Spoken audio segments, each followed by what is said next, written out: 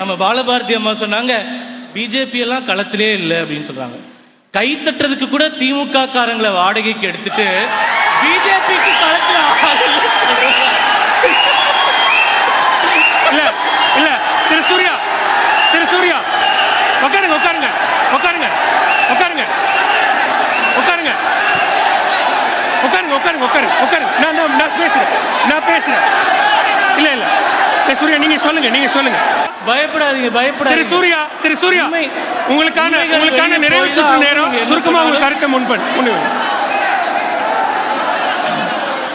சரி உட்காருங்க. சரி திமுக நண்பர்கள் கொஞ்சம் ரெஸ்ட் எடுங்க. நாம் தமிழர் பேசிட்டு வருவோம், திருப்பி வருவோம். களஞ்சியம் அண்ணா பேசும்போது சொன்னாரு, நாங்கள் தனியாக போட்டியிடுகிறோம், பிஜேபிக்கு அது திராணி இருக்கா அப்படின்னு கேட்டார். 2022 கடைசியாக நகர்ப்புற உள்ளாட்சி தேர்தல் தமிழ்நாட்டில் நடந்தது. அதுல பாரதிய ஜனதா கட்சியும் தனியாக போட்டியிட்டது, நாம் தமிழர் கட்சியும் தனியாக போட்டியிட்டது. தமிழகத்தில் மொத்தம் 21 மாநகராட்சிகள் இருக்கின்றன. அந்த 21 மாநகராட்சியில வாங்கிய வாக்கு சதவீதம் பாரதிய ஜனதா கட்சி 7.17%, நாம் தமிழர் கட்சி 2.6%. இது அது விஷயம் இல்ல. வெயிட் பண்ணுங்க. இப்போ அது விஷயம் இல்ல. பொறுமையா கேளுங்க, பயப்படாதீங்க. 21 மாநகராட்சியில பாரதிய ஜனதா கட்சி 22 கவுன்சிலர் இடங்களை ஜெயித்தது. ஆனால் நாம் தமிழர் கட்சி 0 கவுன்சிலர் இடங்களை ஜெயித்தது. ஆகையால அண்ணன் எங்களை சொன்னாரு, நான் உங்களுக்கு சொல்றேன், நீங்க முதல்ல ஒரு கவுன்சிலர் சீட்டை ஜெயிச்சுட்டு எங்க கிட்ட போட்டி போடுங்க, அதுக்கப்புறமா மற்றதை பார்த்துக்கலாம். சூர்யா நிறைவு செய்யலாம்.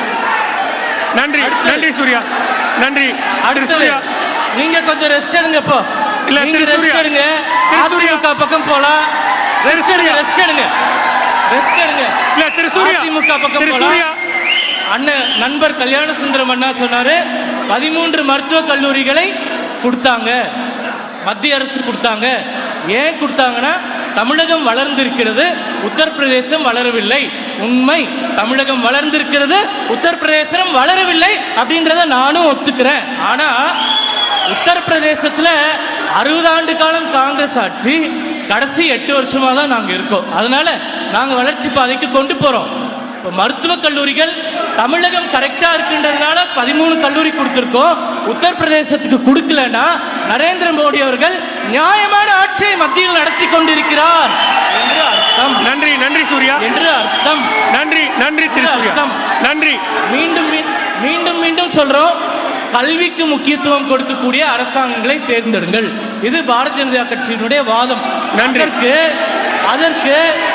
அதற்கு இறுதியா தரவோட நான் சொல்றேன், 2014ஆம் ஆண்டு பாரதிய ஜனதா கட்சி ஆட்சி அமைக்கும் போது இந்தியாவில் 320 பல்கலைக்கழகங்கள் இருந்தன.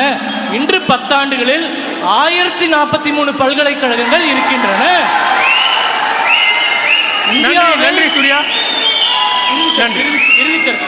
இந்தியாவில் 2014ஆம் ஆண்டு மோடி அவர்கள் ஆட்சி பொறுப்பை ஏற்றபோது 38,000 கல்லூரிகள் இருந்தன.